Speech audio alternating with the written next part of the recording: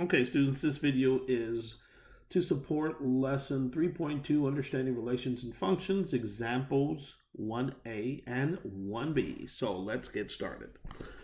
Go ahead and pause me while you read the example 1. What are you going to look for? As soon as you finish reading it, unpause me. Okay, so we need to find the domain, the list of all x coordinates from a relation, and the range, the list of all y coordinates from a relation. So let's get started. So I'm just going to use capital D and capital R. So I'm going to start off with capital D. Now, hate it when it does that. Let me fix this because it keeps doing it over and over again. Okay, capital D. Okay, now capital D is a set, so I know I need little curlies.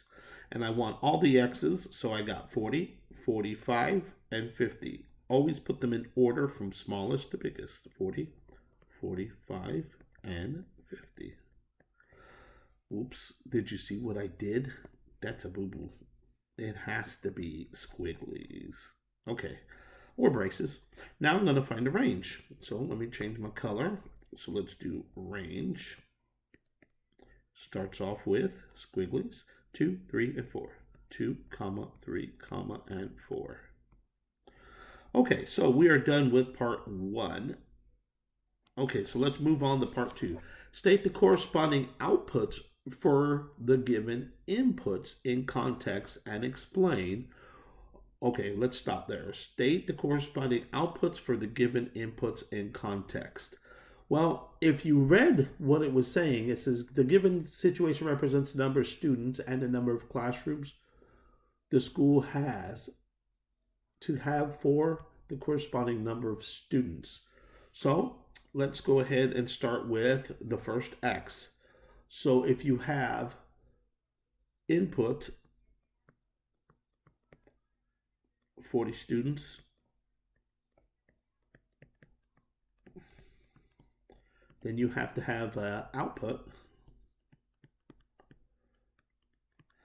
of how many classrooms? 2.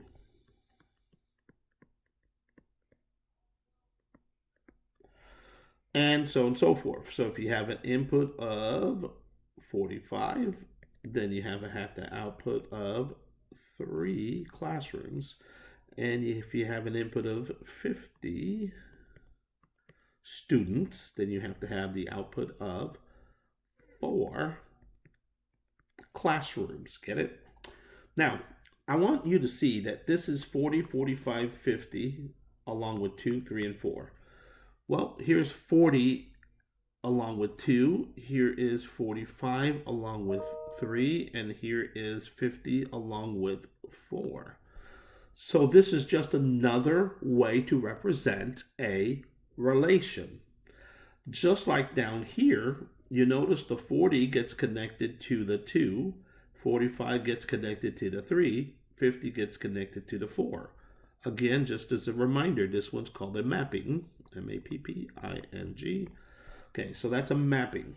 Okay, so now we want to know the last part. Okay, let's see. State the corresponding outputs, inputs, and context. Now we need to explain whether the relation is a function. Well, since I only got 40 one time and it gave me 2, then I could never put another 40 here and get a different number. I've got 45, only gave me 3, and it's never going to give me anything else. And then 50 is only going to give me 4. So basically, here's what we're looking for. If it is a function,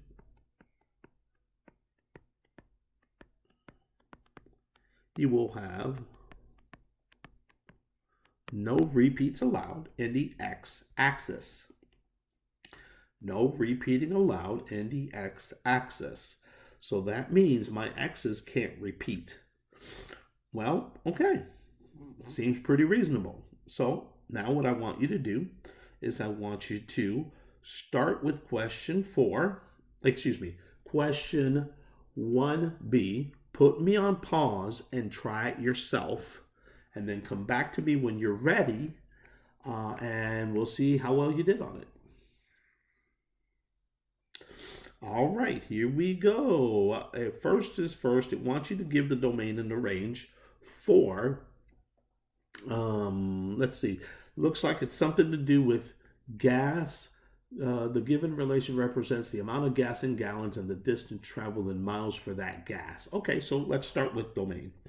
Okay, so here we go. Domain is the list of, or excuse me, the set of all x coordinates. So I got 10, 16, 17, 20.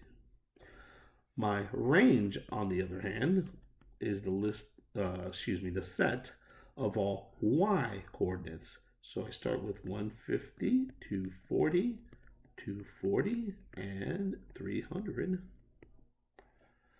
Okay, and I'm now ready to state the corresponding inputs for each outputs in context. Well, here we go. If the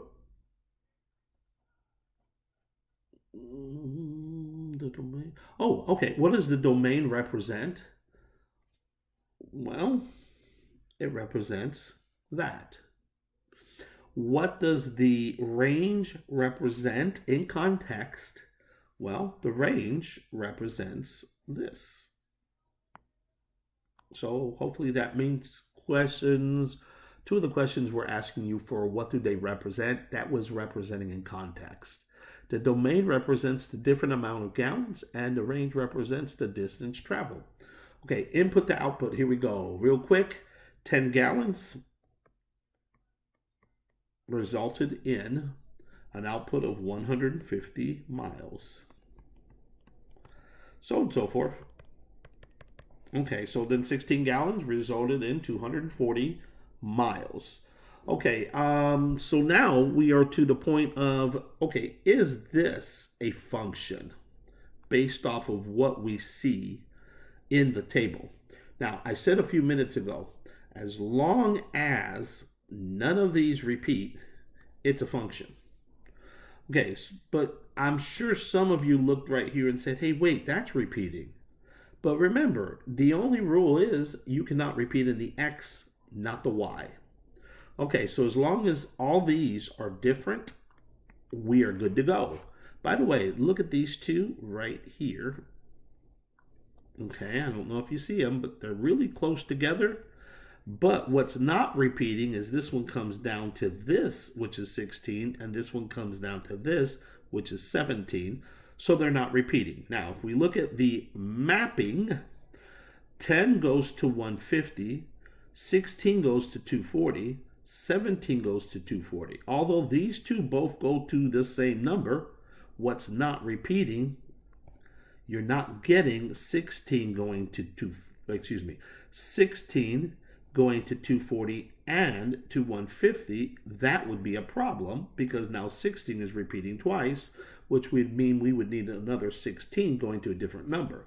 That's how you tell. All right, hopefully this helps out a little bit. So it is a function because the relation is a function. Each domain value is paired with exactly one range. Hope this helps. Bye.